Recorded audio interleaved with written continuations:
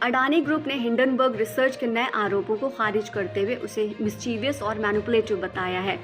Company ने इन दावों की निंदा करते हुए कहा कि जो इल्ज़ाम पहले से लगाए गए थे और जिस तरह से कंपनी को बदनाम किया गया था, ये उसकी रिसाइकलिंग है, जिनके मार्च 2023 में माननीय सर्वोच्च न्यायालय की तरफ से गहन जांच की गई और उसके बाद इन सारे ही आरोपों को खारिज कर दिया गया था। 11 अगस्त को एक बयान में अडानी समूह के एक प्रवक्ता ने जोर देकर कहा कि उनकी विदेशी होल्डिंग पूरी तरह से ट्रांसपेरेंट है, जिसकी डिटेल पब्लिक कर दी गई है। प्रवक्ता ने यह भी साफ किया कि अनिल आहूजा, जिन्होंने साल 2007 से 2008 तक अडानी पावर में निवेश कोष के नॉमिनी डायरेक्टर के तौर पर काम किया और बाद में 2017 तक अडानी एंटरप्राइजेस के डायरेक्टर के रूप में काम किया, उनका हिंडनबर्ग के साथ कोई फिलहाल कनेक्शन नहीं है। ये प्रतिक्रिया हिंडनबर्ग रिसर्च की 10 अगस्त की रिपोर्ट के बाद सामने आई, जिसमें यह आरोप लगाया गया कि सेबी की चेयरपर्सन माधवीपुरी बुच और उनके पति के पास कंपनी में हिस्सेदारी थी, जो कथित तौर पर अडानी मनी साइफनिंग घोटाले में शामिल थी। रिपोर्ट में दावा किया गया है कि बरमूडा और मॉरिशस में स्थित इन फंडों को गौतम अडानी के बड़े भाई विनोद अडानी देखते हैं और इसका इस्तेमाल फंड में हेर फेर करने और स्टॉक की कीमतें बढ़ाने के लिए करते हैं।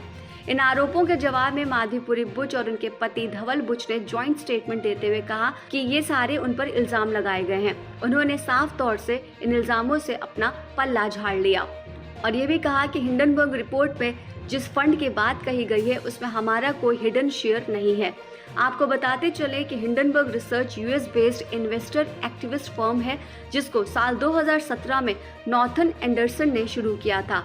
कुछ रिसर्चर्स की मदद से हिंडनबर्ग ज़्यादातर हाई प्रोफाइल कंपनियों को टारगेट करती है और उनमें अकाउंट से जुड़ी अनियमितताओं और कई कॉरपोरेट गवर्नेंस से जुड़े मुद्दों का पता लगाने के लिए फाइनेंशियल फॉरेंसिक टूल्स का इस्तेमाल करती है।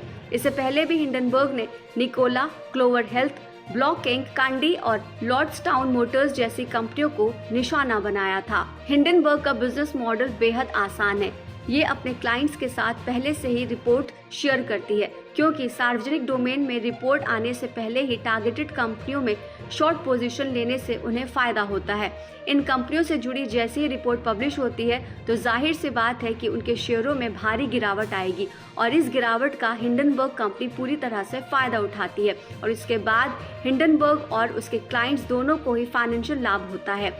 अडानी ग्रुप के अगर मामले की बात की जाए तो हिंडनबर्ग का कुल ग्रॉस रेवेन्यू $4.1 मिलियन रहा।